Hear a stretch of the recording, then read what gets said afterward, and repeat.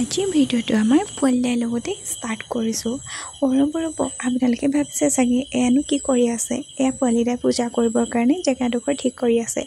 Hello' everyone, মোৰ অন্য এটি মিনি ব্লগলৈ আপোনালোক সকলোকে পুনৰবাৰ স্বাগতম জনাইছোঁ। আশা কৰোঁ আপোনালোকৰ ভালেই। আপোনালোকে ভাবে চাগে ইমান দিনৰ মূৰত এজনী আকৌ ক'ৰ পৰা টপকিলে।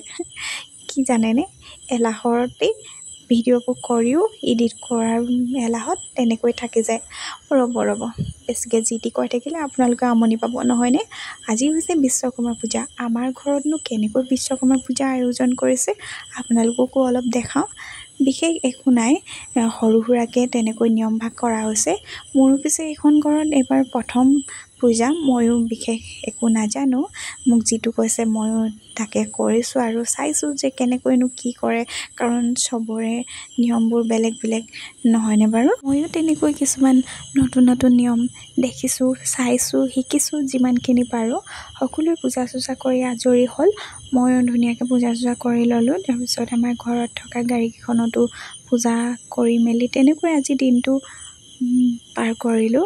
আগৰ ভিডিঅ'বোৰত আপোনালোকে যেনেকৈ মৰম দিছিলে তেনেকৈ মৰম দি যাব বুলি আশা কৰিলোঁ। আজিলৈ আহিছোঁ, অন্য এটি মিনি ব্লগত আকৌ লগ পাম। বাই।